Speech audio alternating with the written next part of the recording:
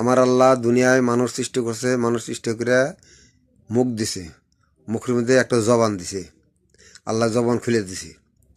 সেই জবান দিয়া আল্লাহ কি বলছে যে আমারে ডাকবি, আমার নামের তাসবিহ পড়বি, আমার গুণগান গাবি, আমার নামের জিকির করবি।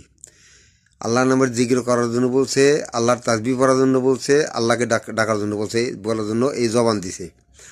সেই জবান দিয়া আল্লাহর গুণগান তো নাই, আল্লাহর নামও নাই, আল্লাহর জিকিরও নাই। মুখ দিয়ে মানুষ যা ইচ্ছা তাই বলে, যা খুশি তাই বলে, কিন্তু যা খুশি তাই বলা যাবে না। এই মুখের এই জবানের হিসাব দিতে হবে আল্লাহর দরবার কাছে। যা খুশি তাই কিন্তু বলা যাবে না, মুখ দিয়ে যা আসে তাই কিন্তু বলা যাবে না। হিসাব করে কথা বলতে হবে, খুব খুব হিসাব করে কথা বলতে হবে। কারণ এই মুখ দিয়ে যতগুলো কথা বলতেছি আমি আর আপনি যা বলতেছি সব হিসাব কিন্তু আল্লাহ এই দরবার দিতে হবে। আল্লাহ প্রত্যেকটা কথার হিসাব আল্লাহ নিব। ভালো কথা বলতেছি না মন্দ কথা বলতেছি না কি বলতেছি, আল্লাহ পাক এই জবানের হিসাব নিব হাসরের মাধ্যমে। কাজী ভাই, কথা বললে কথা খুব হিসাব করে বলতে হবে। মুখে যা আসে তাই কিন্তু বলা যাবে না। মুখে যা আসে তাই বলা যাবে না।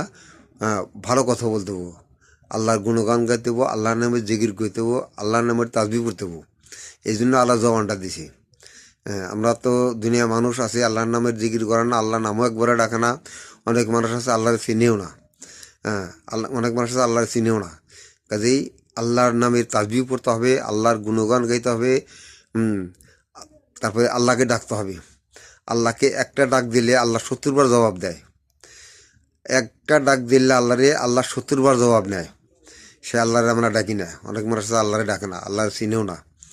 ভাই তবে আল্লাহর গুণগান গাইতে হবো, আল্লাহর তাসবিহ পড়তে হবো, আল্লাহকে ডাকতে হবে, আল্লাহর নামে জিকির করতে হবে।